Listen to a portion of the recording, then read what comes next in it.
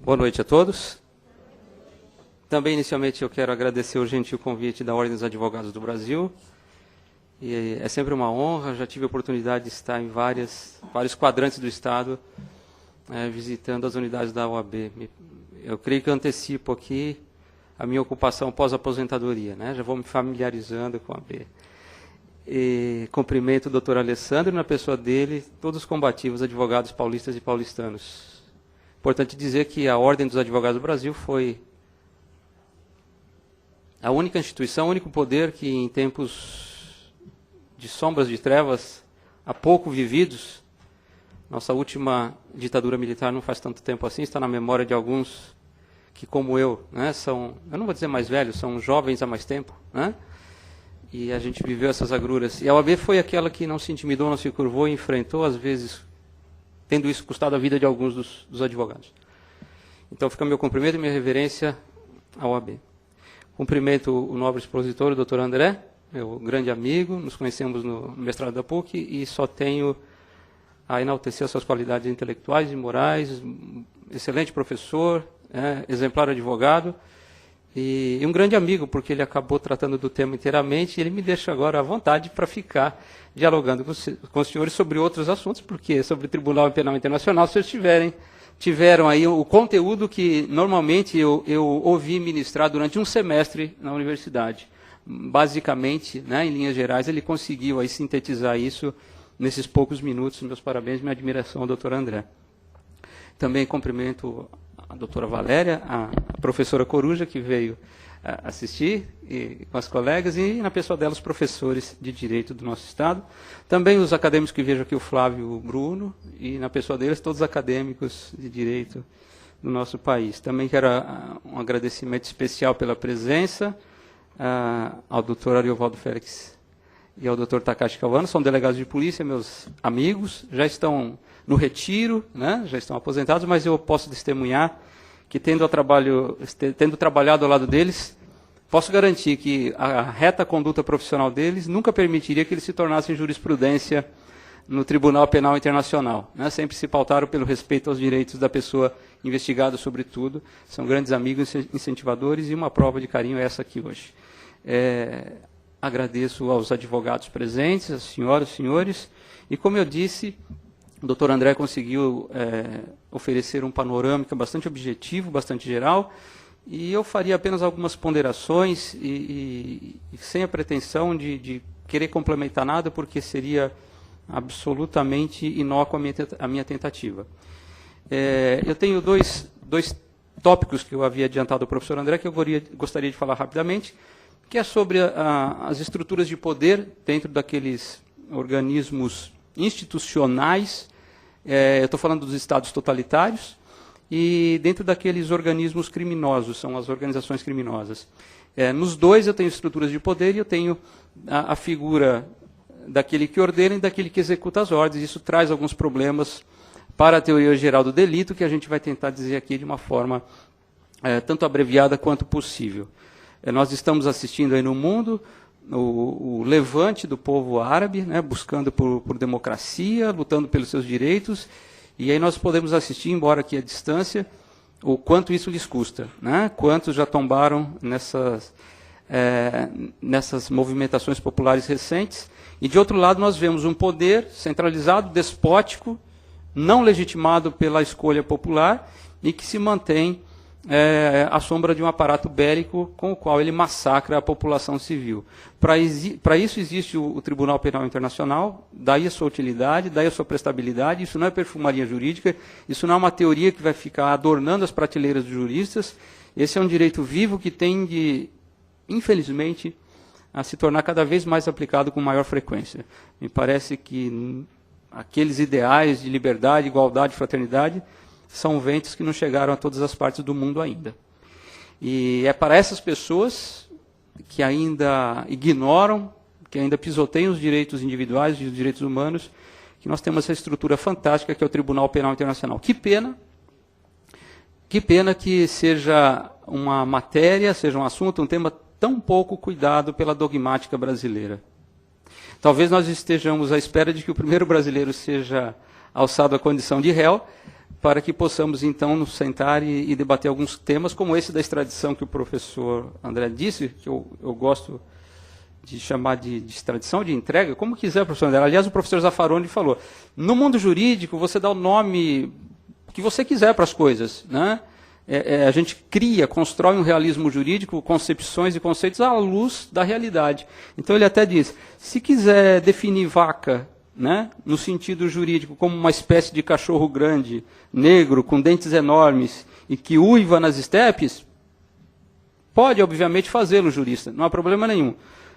Apenas ele deve arcar com as consequências quando ele resolver tirar leite desse lobo. Né? Então, nós temos esse problema assim, da extradição da entrega, e aí por esse subterfúgio, né, da terminologia, da semântica, se quer embaralhar algo que é realidade. Né? A questão da prisão perpétua é outra, e são temas que o professor André deixou já bastante bem desenhados, e que eu me limitaria apenas a mencionar, porque ele me chamou a colação. Mas nós não podemos nos esquecer que o Brasil já está presente no Tribunal Penal Internacional. Nós temos uma juíza brasileira, a doutora Silvia Stein, já integra o corpo do Tribunal Penal Internacional, eu creio que desde a sua instalação na Holanda, em Haia. Né? Inclusive, há uns 8 anos atrás, nós preparamos um número especial de uma revista da universidade, e ela foi entrevistada, inclusive, ela se insurgiu com uma certa veemência quando nós trouxemos aqui esses argumentos que eu acabei de dizer quanto à extradição e contra a prisão perpétua. O professor André já alinhou aí em grande parte o que eu iria dizer. Apenas vou trazer aqui uma teorização à luz da teoria geral do direito, não da teoria geral do direito penal especificamente, sobre a necessidade de se formar essa universidade, essa universalidade de povos bons que John Rawls chama. A sociedade dos povos ocidentais, diz ele, que primam pelo respeito aos direitos humanos e garantem aos seus cidadãos acesso aos instrumentos democráticos de instituição dos mecanismos de poder. Então, é o poder de votar, de escolher, de ter um representante legítimo, seja no executivo, seja no legislativo em especial, e que tem direito à voz e ao voto. Então, essa comunidade ela acaba se agregando e fornecendo segurança jurídica para o cidadão que vive no limite territorial de um determinado país. Dourado Monteiro já falava que a definição de crime ela remanesce ao inteiro arbítrio do mandante. O que ele escrever na lei como crime, assim será.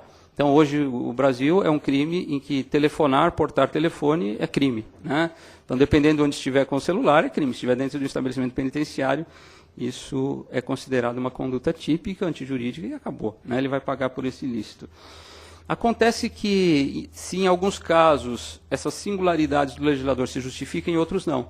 Esse legislador ele deve conhecer limites, e é necessário que se conceda aos cidadãos uma segurança jurídica que não fique cingida aos limites territoriais daquele Estado, ou seja, a lei do seu único país. Por isso que classicamente se falava na distinção entre os crimes iuris civilis e os iuris gentium. Os iuris civilis eram aqueles implantados pelo Estado no seu limite geográfico. E o iuris gentium é aquele que diz respeito à pluralidade de comunidades internacionais, à pluralidade de nações. Essa tônica maior nos direitos individuais, ela vai se fortalecendo, sim, após as duas grandes conflagrações mundiais, onde nós vimos graçar a maldade humana.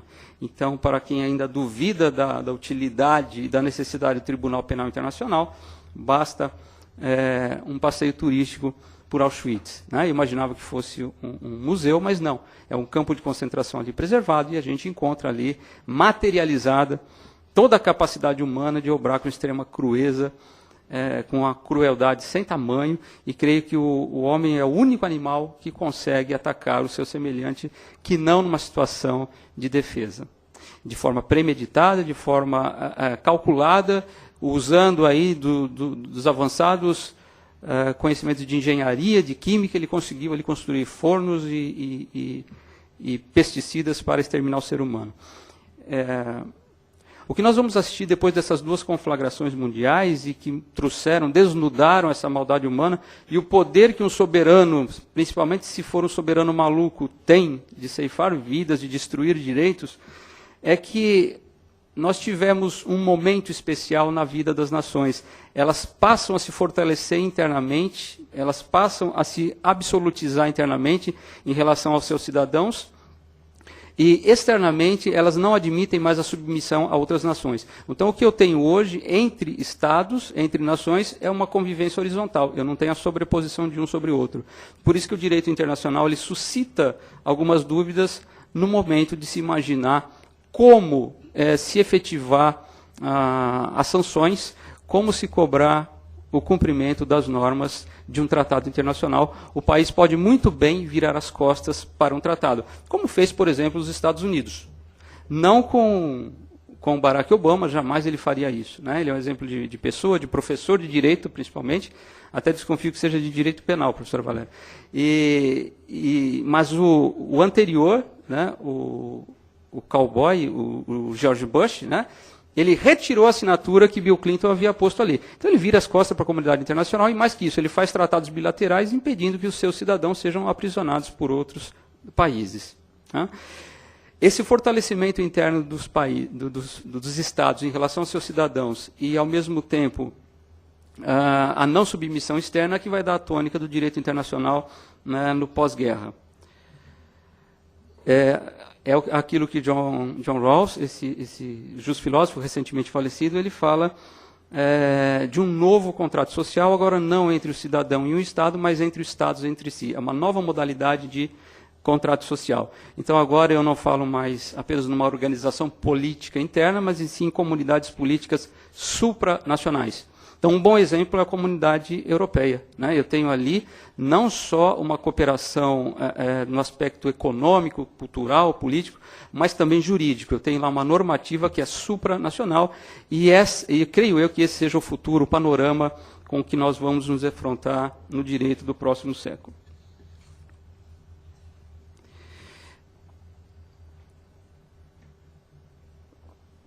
A verdade é que o cidadão passa a perceber que o Estado ele passa a ser demasiado grande para as coisas pequenas e demasiado pequeno para as coisas grandes. Então, hoje não tem o Estado a capacidade administrativa. Quando eu falo capacidade, eu falo nos 3 níveis organizativos, a União, os Estados e os municípios. Eles não têm capacidade organizativa, administrativa, para tratar daqueles pequenos problemas da comunidade, os problemas de saúde, de educação e de segurança básicos. E também eles se tornam muito pequenos diante das grandes questões que hoje se impõem às comunidades de nações. Eu estou falando aqui de proteção ao meio ambiente, eu estou falando da criminalidade transnacional, eu estou falando da conturbada geopolítica, e o país sozinho ele já não consegue fazer frente a esses temas. Então o Estado hoje ele precisa ser repensado. Né? Ele não dá conta das coisas pequenas porque ele é muito grande para isso, a sua superestrutura não permite que ele faça isso, e também ele é muito diminuto para enfrentar os grandes problemas externos.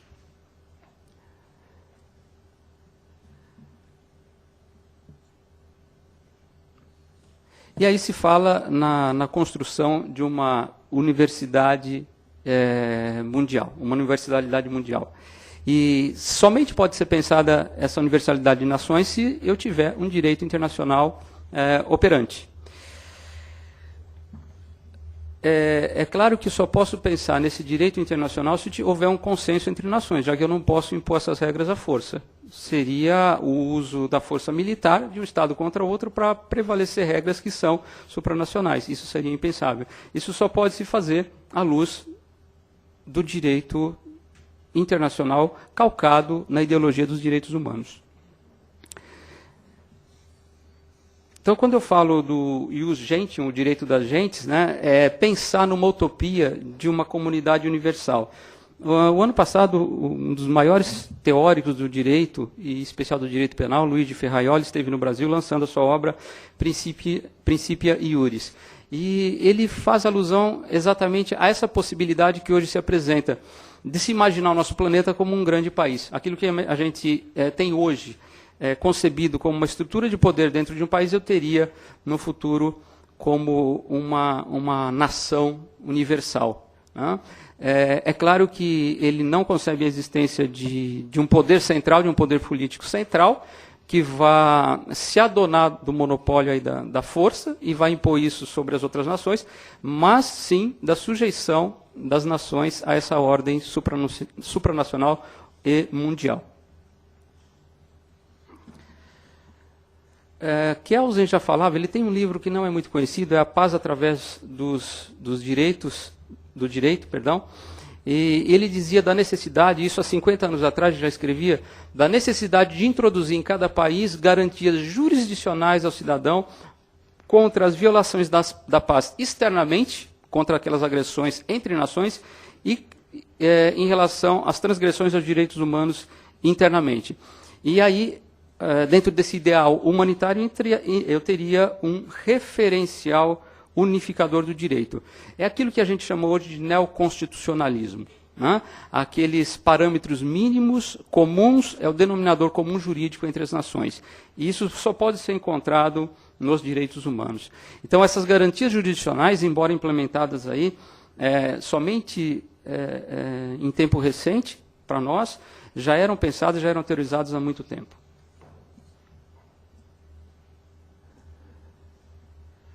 Como já foi realçado pelo professor André, a guerra ela já não é mais um meio admissível de política governamental e ela só é concebível quando estritamente necessária em casos de autodefesa ou então, e eu sei que isso pode suscitar alguma dissensão, no caso que nós assistimos hoje na Líbia, uma intervenção externa, uma intervenção bélica externa, pretensamente, pelo menos é isso que nos chega através da imprensa, para proteger as populações civis que estão ali sendo objeto do poderio militar de um tirano. Então, somente nesses casos eu teria a possibilidade de uma guerra. Senão, seria aquela agressão que é um crime.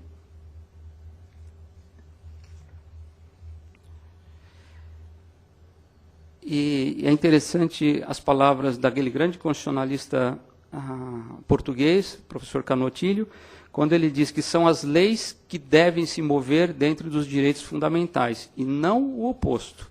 Os direitos fundamentais se adaptarem às leis daquele país. Então, esses problemas que nós temos, professor André, devemos resolvê-los. Né?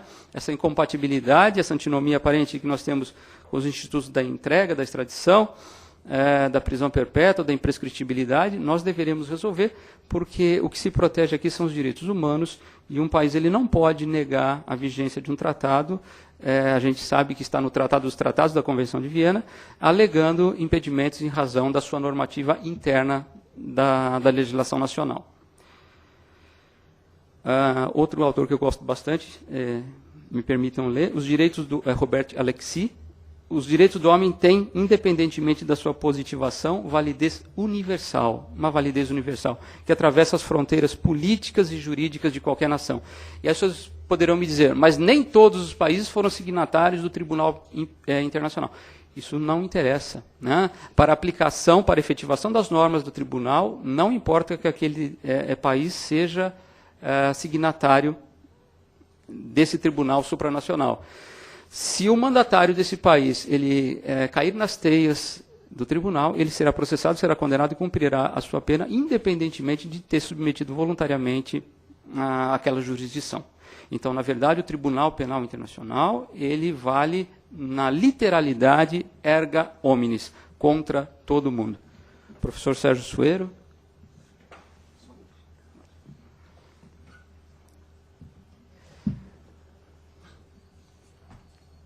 Então, se nós tivermos aquela grande conquista do positivismo, que foi a submissão do soberano à lei, foi a grande conquista, né? O princípio da legalidade ali ganha a sua força, e em seguida o movimento de codificação que se alastra pela Europa e depois nos chega, é a maior prova disso. Posteriormente, já nos nossos dias, percebemos que a lei não basta. Por que a lei não basta? Porque a lei ela não pode consubstanciar o direito todo. E mais, essa lei pode ser injusta. Então não basta uma legalidade formal, a existência de uma lei que regue a conduta tanto dos cidadãos quanto do soberano. Mais que isso, eu preciso que essa lei esteja em correspondência, em respeito aos direitos desse cidadão. Senão eu terei uma lei inconstitucional ou até uma Constituição inconstitucional. É possível uma Constituição inconstitucional? Sim, se ela estiver em desarmonia com essa normativa supranacional, que são os estandartes, né, que fala o professor Canotilho, eu terei aí uma Constituição que será absolutamente ilegítima, ainda que imposta por um poder legislativo de plantão. Então, hoje, creio eu, que é absolutamente inevitável a abertura do ordenamento local, do ordenamento nacional, a essa janela, a esse link com a ordem jurídica supranacional. Senão esse país não se sustenta. E me parece que, aqui volto a repetir com toda a reserva, porque desconheço a situação real da Líbia, mas me parece que não adianta mais o mandatário, o governante, se aferrar à sua estrutura jurídica, que ele mesmo cria para si, e tampouco ao seu aparato bélico, quando eu tenho uma comunidade de nações que está pronta a reagir, e a reação ali foi bastante imediata, contra essas transgressões aos direitos individuais. E aí haveria de se perguntar, mas de que direito eu estou falando? Eu falo do direito das nações, dos estados, ou eu falo do direito dos cidadãos? Hoje, o correto é falar em direito dos povos, né? Então, com essa crise da Constituição, já que essa Constituição ela pode ser ilegítima, o que eu tenho que garantir é o direito dos cidadãos que vivem naquele determinado território. Eles devem ter âncoras de garantia de seus direitos numa legislação que transcenda as fronteiras do seu país. E o TPI, ele surge como um instrumento judicial de proteção a esses direitos. Porque não adianta eu assinar um tratado se eu não tenho a garantia de que ele será implementado e respeitado pelo Estado que assinou. Eu, cidadão, fico ao desamparo. Hoje não mais. Hoje não mais. Feita essa introdução, que eu não poderia aqui deixar de fazer, que eu tenho ainda problemas suscitados por essa normativa supranacional, de que o Tribunal Penal Internacional é apenas a expressão da sua face jurisdicional, e eu preciso ainda de acomodações no plano do direito internacional, do direito interno também, e mais que isso, e talvez aí resida a maior dificuldade nossa, seria a acomodação da teoria geral do direito a esses novos postulados, essas novas exigências. Ninguém se dá conta, né? Ninguém se dá conta de que nós temos hoje, no direito positivo brasileiro, a pena de prisão perpétua prevista. Está no direito brasileiro.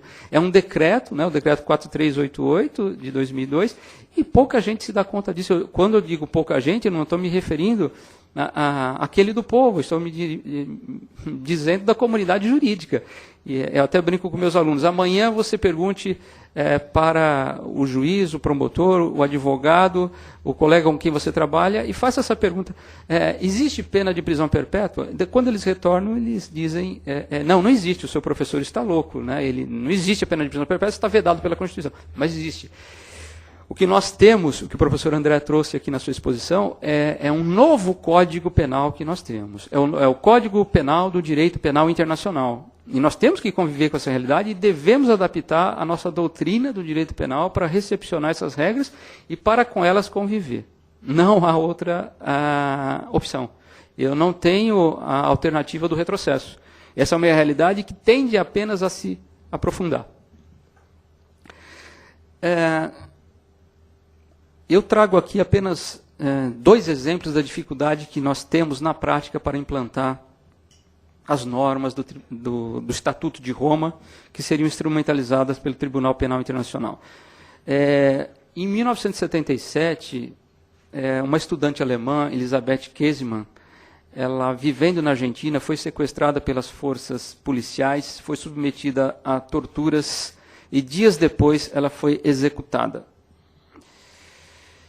É claro que eu poderia me contentar com a punição dos agentes policiais da ditadura militar argentina que praticaram essa conduta diretamente.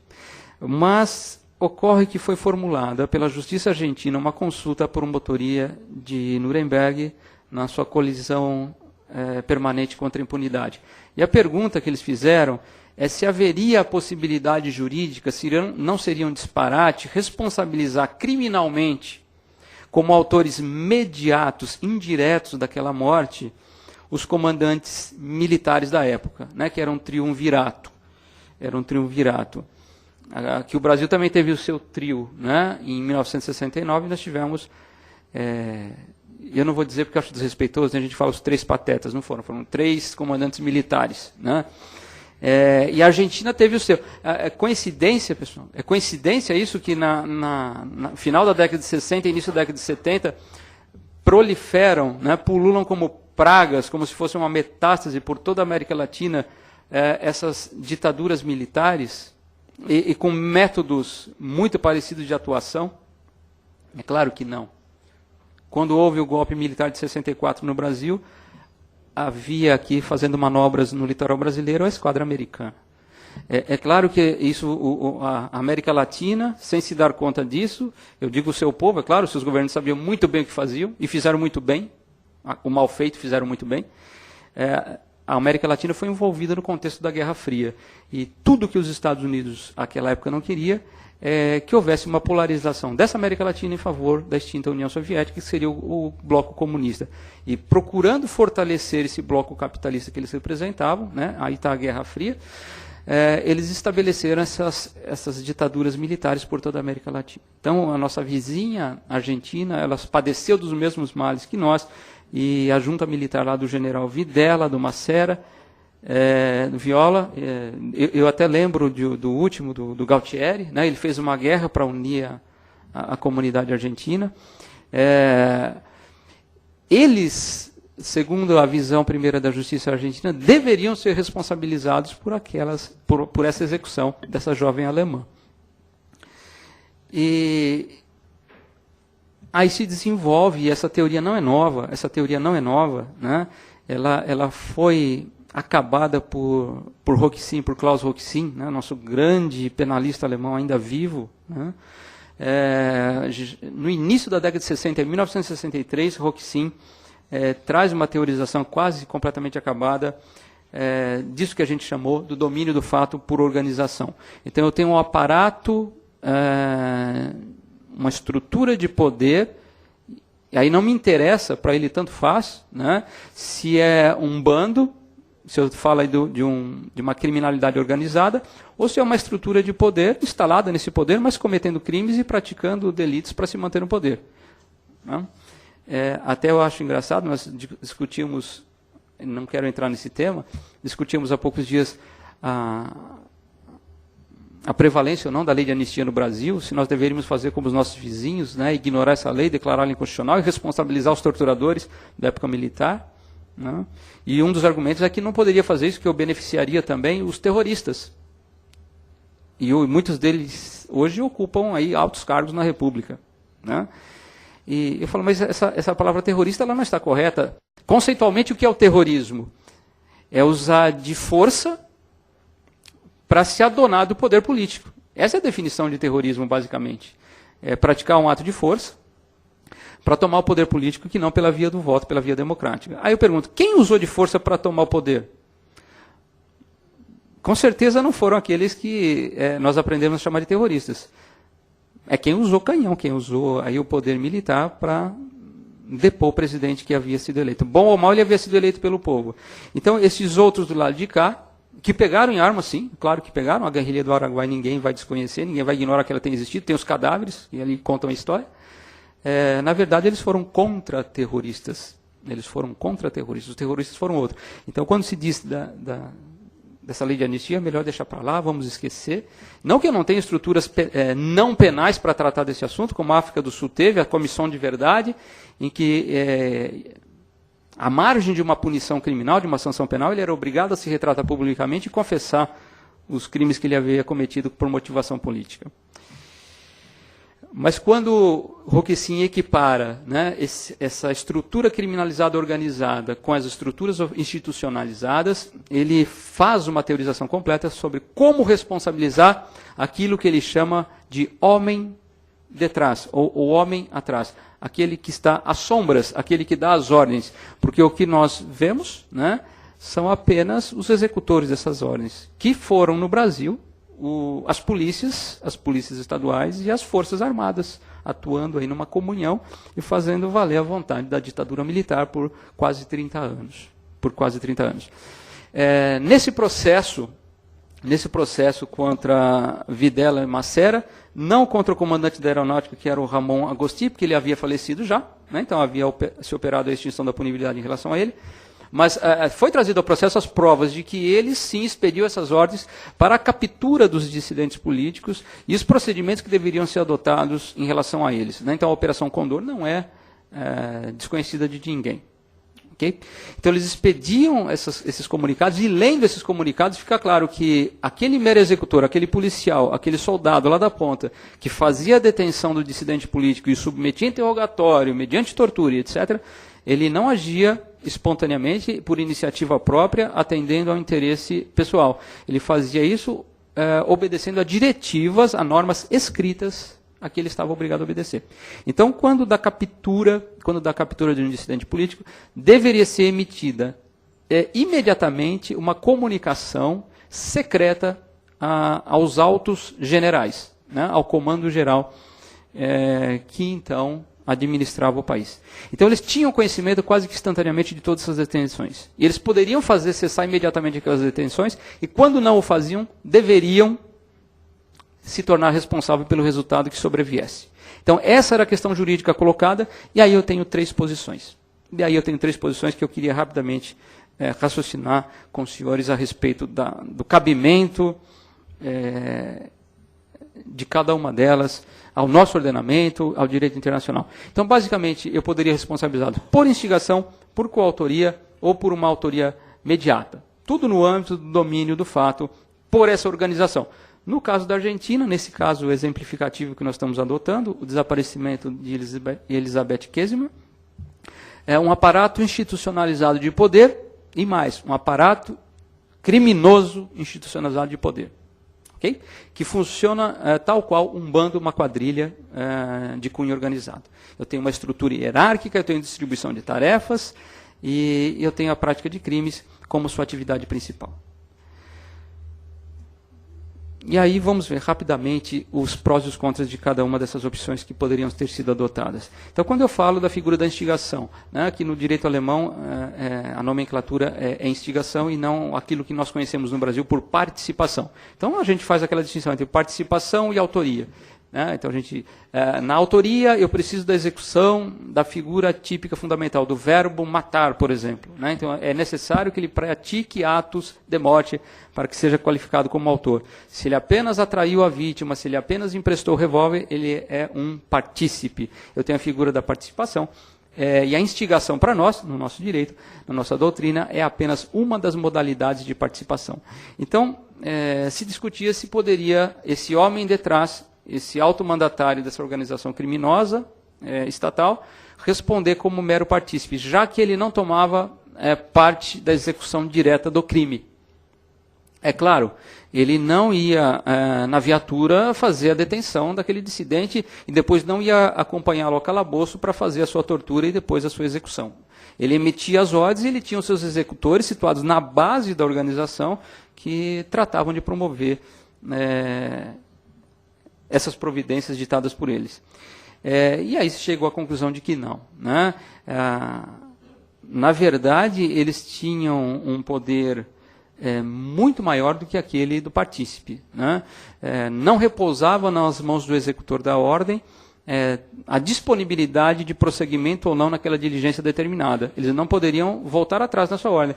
Quando eu tenho uma estrutura militar, isso é mais problemático ainda. Ele não pode questionar uma ordem do seu superior e ali jamais alguém ousaria isso fazer. Então, na verdade, a disponibilidade de cessar a execução criminosa estava na mão dos generais, que estavam mantidos à distância, espacialmente à distância do local onde se dava o crime. Então, eles não poderiam ser qualificados apenas como mero partícipes, porque isso seria uma bondade muito grande em relação a eles. Seria uma situação injusta, né? Aliás, o Tribunal Superior Alemão ele disse que seria extremamente injusto em relação com o peso objetivo da sua contribuição àquele fato criminoso, quando, em especial e habitualmente, eu diria sempre, né, a responsabilidade com grande distância relativamente ao lugar do fato cresce em lugar de diminuir. Óbvio, né? Aquele que executa aquela ordem ilícita, ele está bem distante espacialmente daquele que determinou. Ele remanesce lá no conforto do seu gabinete refrigerado, enquanto o executor está lá pondo a mão na massa, literalmente executando as ordens sujas. Rechaçada a possibilidade de entender aquilo como participação, então deveríamos entender esses comandantes como coautores desses crimes. Mas aí surgia um outro problema também que diz respeito à teoria geral do crime, né? O coautor ele deve executar aquela conduta nuclear do tipo penal. Então, quando eu tenho ali o privar a liberdade, ele deve estar praticando atos que sejam eficazes para a privação dessa liberdade ou para a execução da morte daquela pessoa. Se ele está à distância e apenas deu as ordens, e ele não atua juntamente, fisicamente ele está distante, e temporalmente, às vezes, também havia uma distância entre a execução de ato e aquela ordem emanada, eu não poderia mais jamais falar em coautoria, que isso romperia com tudo aquilo que a gente havia aprendido em teoria geral do crime. E aí restava o quê? Restaria uma terceira via, que é a autoria mediata.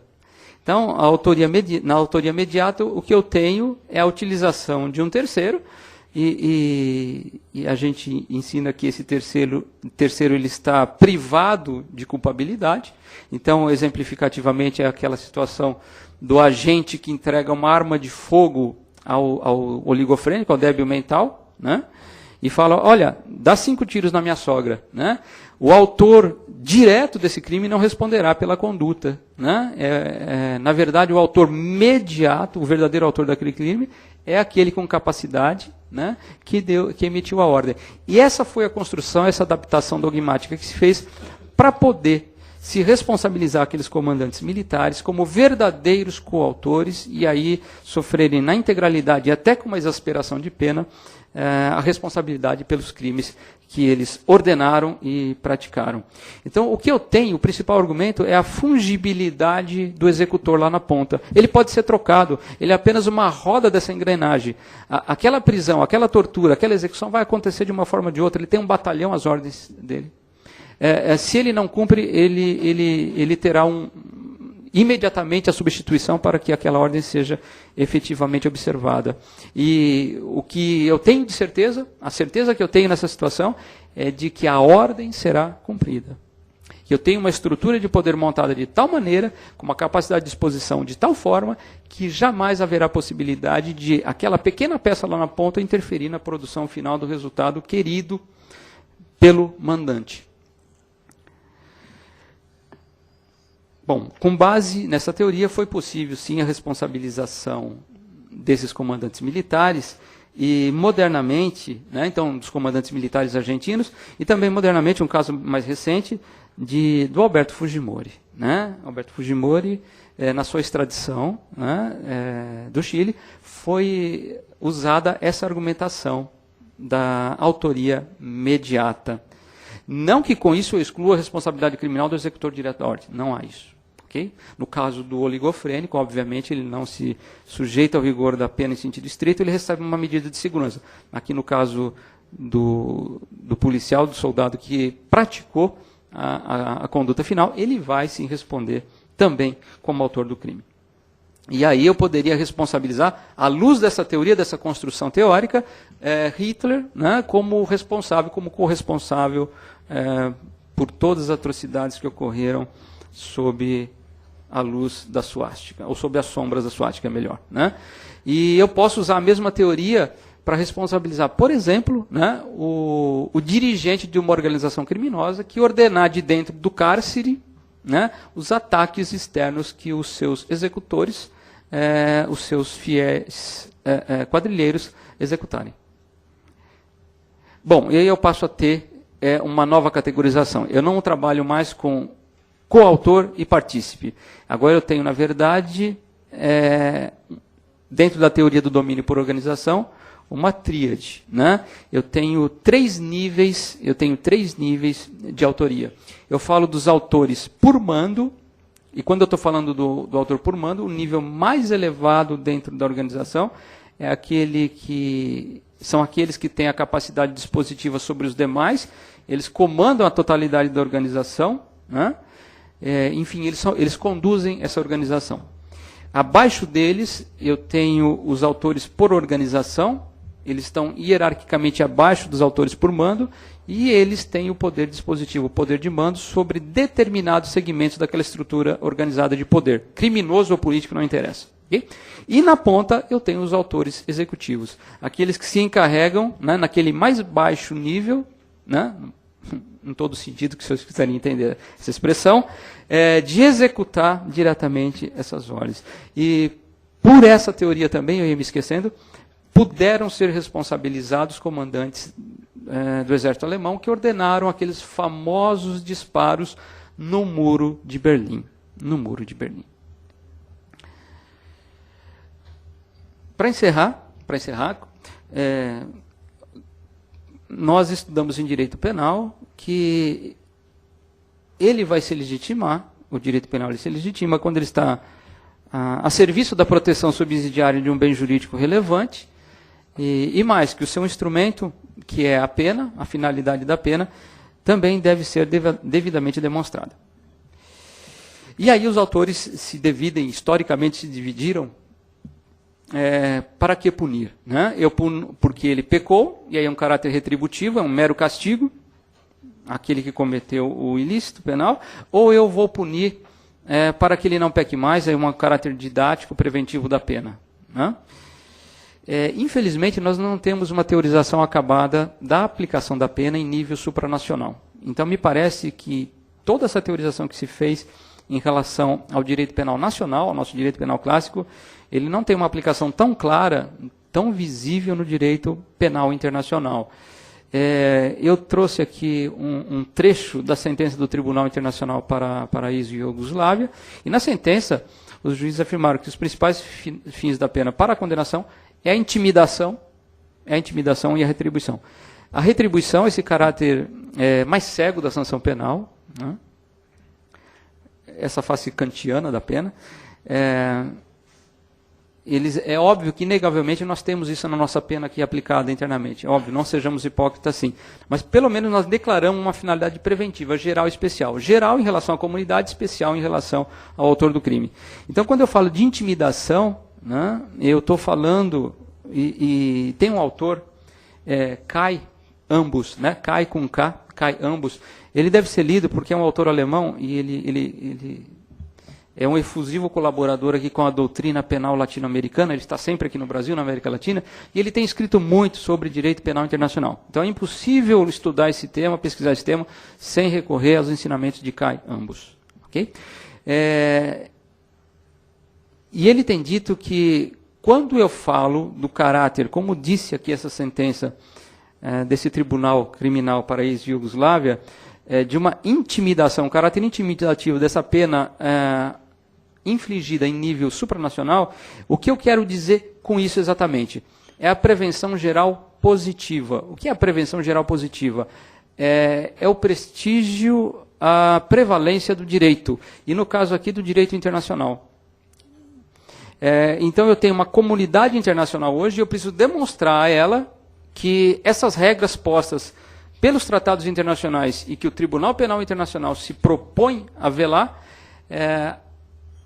terá como guardiã uma estrutura jurisdicional supranacional e que a violação àqueles preceitos resultará, sim, em certas improváveis condenações e sanções penais. Então, o que eu faço aqui é reforçar uma consciência jurídica universal, demonstrar o império do direito em nível supranacional, e isso, para nós, é uma novidade no mundo do direito penal.